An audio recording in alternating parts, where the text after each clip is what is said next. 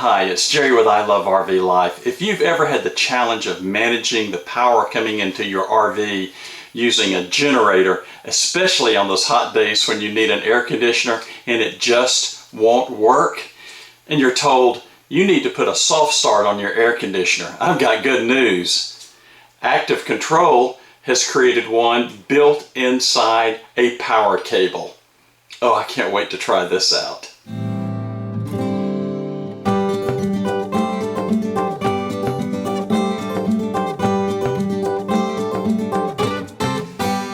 Hi, this is Jerry. Joan and I have been traveling a lot this year, and we've been in different types of campgrounds and had different types of power needs. Sometimes we get 50 amps that we can run everything inside of our RV. Many times this year we ended up on a 30 amp only connection. Now, what is the challenge with 30 when you hear something called 50? Well, if you're new to the RV lifestyle, you would think that's only 20 amps difference. It is not. It's a 70 amp difference. Here's why. On a 50 amp connection, you have what they call two legs, two power feeds coming inside your camper, 50 amps on each side. That's 100 amps in total.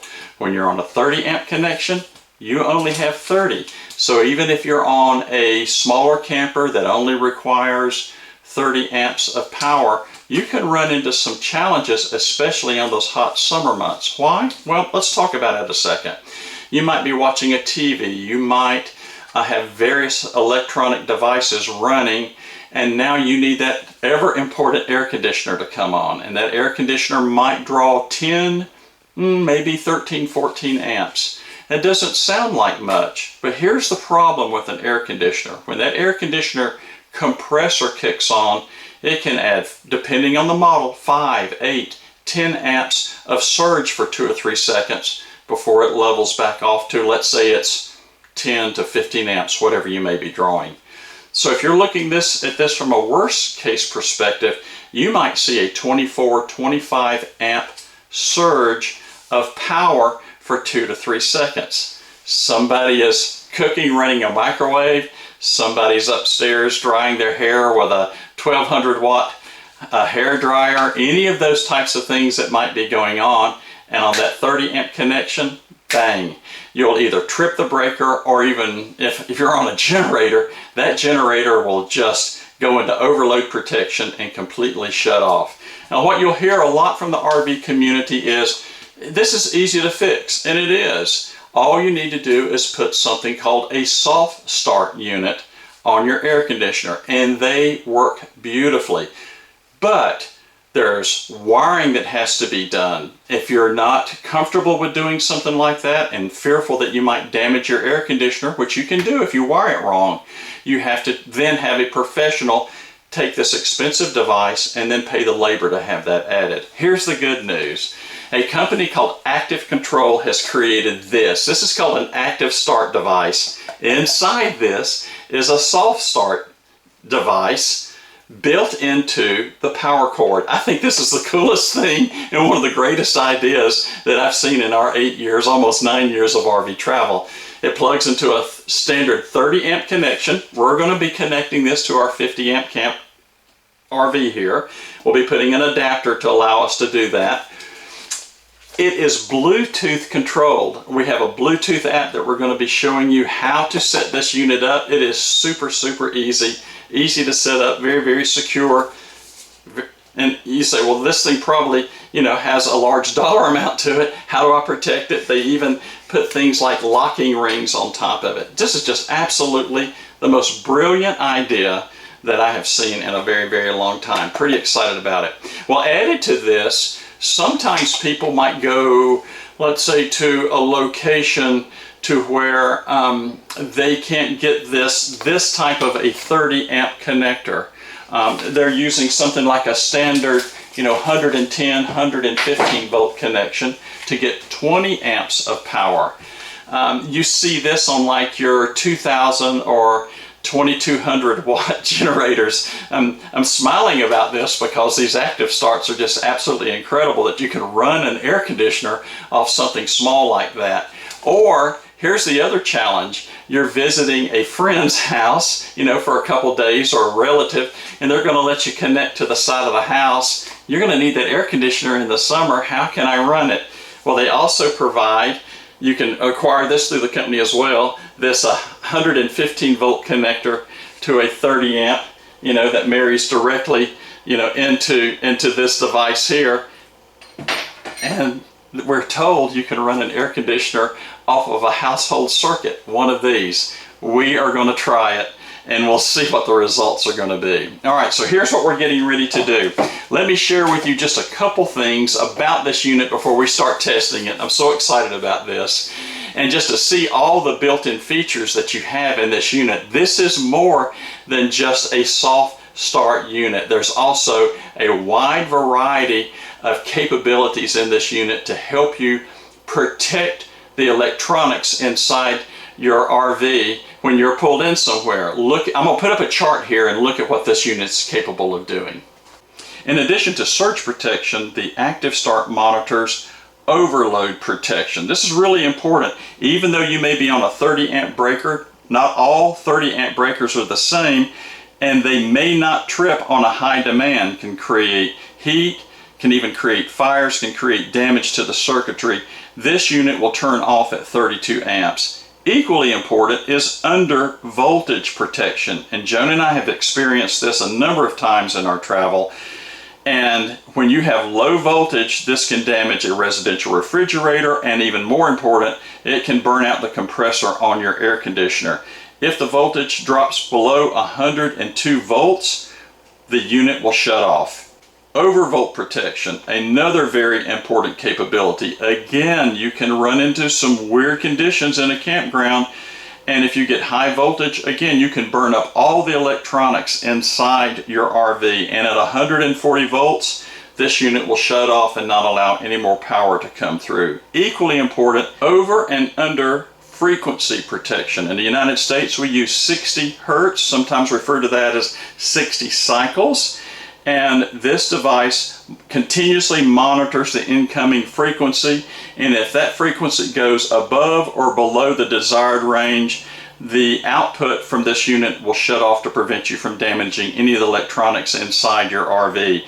The good thing about all of these is that it will monitor this and then look for stability over a 3-minute period, and when it settles or corrects itself, if it's capable of doing that, the unit will turn back on and power will come back into your RV.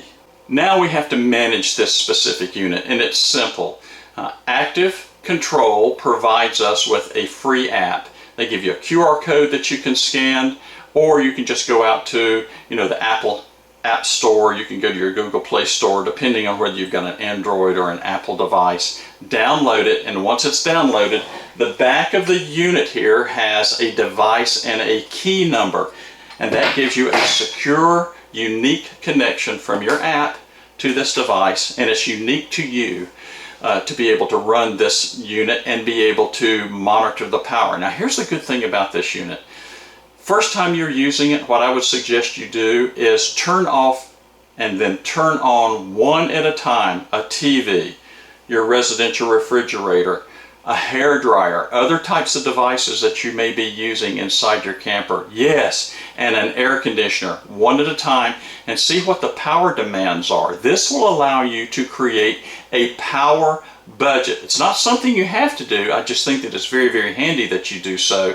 Then you know exactly how many devices you can run at any given time, all the type of connection that you're using, especially if you're running something like one of these smaller 2200 watt, small, like a little Honda generator, the Yamaha generators, those types of things. So that gives you a budget that you can create and use. But even more so, this allows you, as it's running, as you're hooked up to power, to be able to look at the total power consumption that's being used. And again, we've got a bunch of things that's going on. Somebody wants to turn on a hairdryer. Hold on. You have to turn something off. These are the types of things you have to do when you're on a 30 amp connection, and even more important, when you're out in the boonies and you're running on a standby generator, still gives you the ability to monitor proper power. Okay, so from here, we're going to take the phone out, we're going to turn the generator on, we're going to plug everything up, And then we're going to take this thing through the paces. I'm excited to try this. I think this is going to be a pretty cool application. I have the ActiveStart connected to the camper. I'm using a dog bone. You can see the configuration that I have here. This is a 30 amp dog bone to a 50 amp connection that goes up here to the side of the camper. So we have that all connected.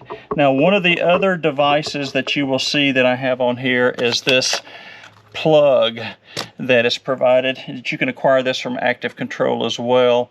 And this connects ground to neutral. One of the problems that you'll have with a generator, especially if you're using a monitoring device that looks for open neutral, which is a safety concern, this ties those two together.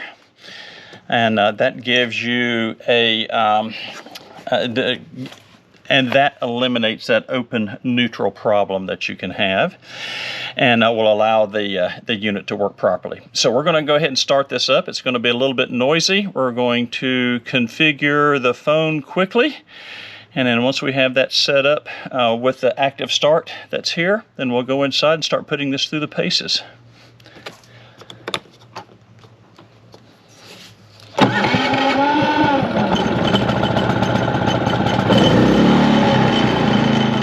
We've downloaded the app, and let's access it now. We'll need to set up a connection to the unit. We'll need to do a scan. That has to happen once for a new unit. There it is. Now we're going to enter the key from the back of the ActiveStart. We've entered that. It's found it. Now let's see how much power is being required by the fifth wheel. About less than 230 watts, 250 watts, somewhere thereabout. That's the refrigerator. So let's go forward. Let's test some individual devices and just see how much power is going to be required. Let's go over here to the refrigerator, and I am going to drop the temperature down on this substantially. We'll take the freezer and we'll put it on like negative, how low will it go? We'll put it on -6. We'll put the refrigerator as low as it will go and see if we can't get the compressor to cut on. We're not running an ice maker in this. This has an ice maker. It says that it's going to draw on an average 1.32 amps. And I just heard the compressor cut on. We'll see how much more power that's requiring with the compressor running. So at about 100 watts of power that we see here, roughly about 100 to maybe 75 watts of power for that compressor to run. Of course, it's going to go up and down. Okay, we can see from the amp we're at 2 amps and 187 watts. Again, that's pretty much the refrigerator running right now.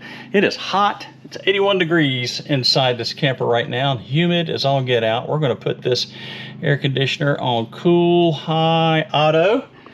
And let's watch this app and see what happens. We see 9 amps. You see that soft start, 10 amps. You see that soft start working. We did not see any surge. That is a constant. That's amazing. That is a constant amperage draw. We did not see the surge from the compressor. 1,218 watts. Now I have this generator. This is a 3,500 watt generator. I've got roughly, I think it's about 29.2 amps of available power. So again, we're running here at 10 amps. We're going to let this run for just a minute. The refrigerator is also running, so there's actually maybe a bit of a learning mode, possibly. But we'll let this continue. And let's check it for some cool air, see if we've got cool air coming out. The air conditioner's been running maybe 5-6 minutes. Let's just see what kind of temperature we have here. If that shows up, 63 degrees. So we do have nice cool air coming out. 63 degrees, good. All right. I'm game to put this on the ultimate test. Well, let's see what else is going on. I might be pushing this to the limit. We've got 2 things going on. I got a lot of lights on in here right now. So we've got the refrigerator running. I hear, I don't know if you can hear it, the battery charger converter is working really hard because I got a lot of lights on right now. So I'm pulling extra power on that. I might be asking too much. We're up in the bedroom now, and I'm going to put this on Cool Auto 2. Oh no, we'll see. Will it run?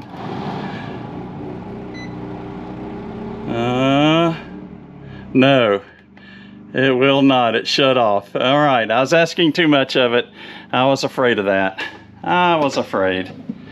I was asking a bit too much of the unit, but I did have to try it, and I wanted to see what would happen when this unit, there you go, it just went through its 3-minute cycle and has cut the air conditioner back on. That air conditioner up there is off, and we'll go back over here and check what the wattage requirements are, but I wanted to see what would happen if we did overload it. Did it have a protection circuit that was built into it? And clearly it does. I put too much demand on it, the unit shut itself off as it should. That will protect all the devices that are inside here. So thumbs up to Active Control for that circuitry working. I would say using the 3,000 watt limit that I had set on this unit for the generator, even though it had the capability of 3,500 watts, I set the app for 3,000 watts. I thought that the test was very, very successful. Ran one 15,000 BTU air conditioner.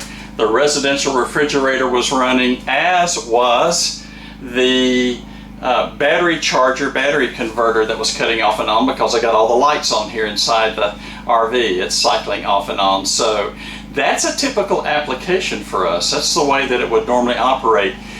Still had enough budget in the 10 to 12 amps wherever it was cycling back and forth, that we could have run things like our TVs, and other low, moderate wattage devices at the same time on a 3,000 watt capable generator. So that worked pretty well. Now we're going to really take it to the ultimate test. The ultimate test is I'm going to plug this into the side of the house, just like we would be visiting, friends or family. It'll be a standard 110 volt, 115 volt connection. I have a 15 amp breaker on this going out to the Active Control ActiveStart unit, and we're going to see if we can run an air conditioner. This is going to be crazy. So here's the setup. I have a 50 amp connection going over here to the side of the RV. Then I'm taking that 30 amp connection and going to the ActiveStart, and from the ActiveStart I'm taking that 30 amp into a standard wall plug. Now, if you only had a 30 amp RV or Class C, whatever you may have, you can eliminate this leg right here, because you would take your 30 amp connection and plug directly in. So we're going to see if this works. I'm crossing my fingers on this one. All right, we have it plugged into the side of the house through all those adapters. We're really asking a lot of ActiveStart, and of course you see it right over here connected inside. Let's go look at the app. I don't know that I can ask much more of this. 1,000, well, let's just say 1,500 watts. We're using right at the top end of it, 14 amps. I don't have much budget left on a GFI outdoor 15 amp connection, but I'm running the refrigerator and the air conditioner. Let's go check the temperature of the air conditioner. The air conditioner is working. It is blowing cool air. We'll put the thermostat on it. Let's see, 64 degrees, 66 degrees. Yeah, so we got nice cool air coming out. Connected now, this is a 50 amp RV, and it is connected to an outdoor 15 amp circuit running a big double door refrigerator. We're still hooked up to the side of the house while we finish our video today. The air conditioner is off just so that I won't have the noise on the microphone, but the refrigerator's running. I hear the converter running, and the Active Control is doing everything it's supposed to do. When Active Control contacted us, they said, we're going to blow you away when you try this unit out. Active Control, I'm blown away. I cannot tell you how amazed I am at how simple it is to be able to use this soft start product for our specific power needs. Look, you can buy a soft start unit modify your air conditioner, and you will get just the soft start capability of that air conditioner and nothing else. Refrigerators have compressors too. So it just absolutely levels out the power demand of what you may be using for temporary power, such as a generator. Here we're using one that has a 3,000 watt continuous power capability. It does have a surge capability, but 3,000 watt capability. Or you could use this to power the basics, maybe an air conditioner with your 2,000 watts, 2,200 watts, smaller generator. And the app supports that as well as far as a cutoff. But what really surprised me is I could visit friends or family and we could plug into a household circuit. Now this would be the only thing on that household circuit, such as we have on the outside of our garage. And I could power the air conditioner, one air conditioner, and I could power the refrigerator and stay under the 15 amp budget of that. It was running about 12 to 13 amps, and the air conditioner would cut off and on and never create a surge to trip the breaker. I've never had that happen before. It was just absolutely incredible. So yes, Active Control, you just absolutely amaze me with this product. It's super simple, plug and play, and off you go. Look, if you're interested in buying one of these incredible devices for your RV needs, if you're going to a campground that has a lot of 30 amp connections, this is a great device to be able to utilize that. And it has all the protection circuitry in it. You saw it work. I overdrove the unit and did not trip a breaker on the generator. The generator went into overload and immediately the Active Control shut off to protect my air conditioner and the compressor on the refrigerator as well. Worked absolutely perfect. Just absolutely thrilled with that. So if you want one, go to this link. You can also go to the description and to today's YouTube video, or go out and visit ilovervlife.com. You'll find this and other types of products and evaluations and great places to go see. And mine and Joan Travels, I think you'll just absolutely love going to the site. And yes, the blogs have the videos that tie back to YouTube. I think you'll absolutely enjoy it. I love doing evaluations like this, and especially when they work as well as this Active Control ActiveStart unit. Plug and play. Gosh, I'm absolutely amazed. And I love RV life too. Thanks again, Active Control. This thing was absolutely perfect.